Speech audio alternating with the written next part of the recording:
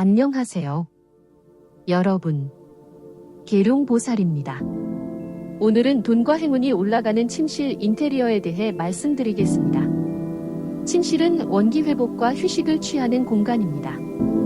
뿐만 아니라 출세운, 직업운, 재물운에도 큰 영향을 미치는 곳이기도 합니다. 오늘은 침실을 어떻게 꾸며야 좋은 기운을 불러오고 나쁜 기운을 막을 수 있는지에 대해 알아보겠습니다.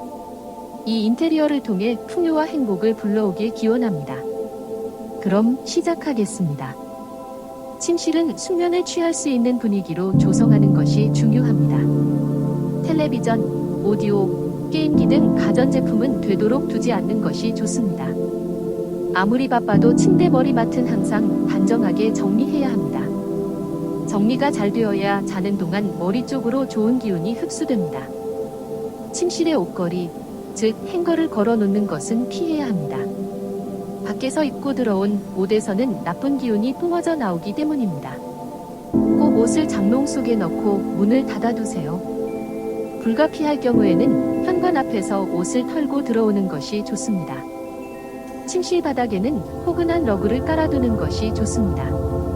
그리고 장롱 위에 물건을 쌓아두면 기가 순환하지 않아 건강에 좋지 않으니 항상 여백의 미를 중시해 장롱과 수납장을 정리하시길 바랍니다. 침대 옆 사이드 테이블이나 화장대, 서랍장 위에도 물건을 쌓아두지 않는 것이 좋습니다.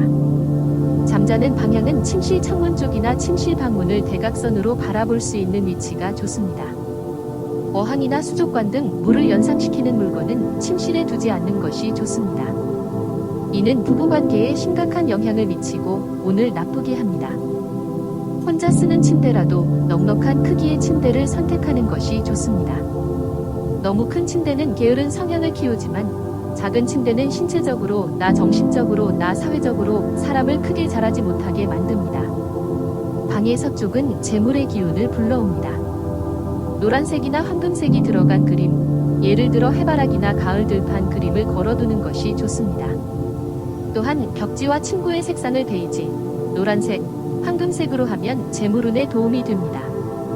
하지만 너무 화려한 커버는 부부 사이를 나쁘게 할 수 있으니 주의하시길 바랍니다. 침대 밑에는 박스를 두지 말아야 합니다. 잠자리를 방해하므로 침대 밑은 비워두는 것이 좋습니다. 구석에서 자는 것도 피하고 방 중앙에서 자는 것이 좋습니다. 침대는 벽에서 최소 50cm 이상 거리를 두면 재물의 기운을 불러오고 건강에도 좋습니다. 커튼은 레이스와 직물로 된 이중 커튼이 좋습니다. 낮 동안 커튼을 걷어 햇볕과 맑은 공기를 듬뿍 받고 자는 동안에는 커튼을 쳐서 좋은 기운이 빠져나가지 않게 해야 합니다. 다만 커튼의 소재는 얇은 것으로 선택하세요. 두꺼운 소재의 커튼은 돈이 나가게 만듭니다. 침실 창가에 여러 가지 물건을 쌓아두면 돈이 나가게 됩니다.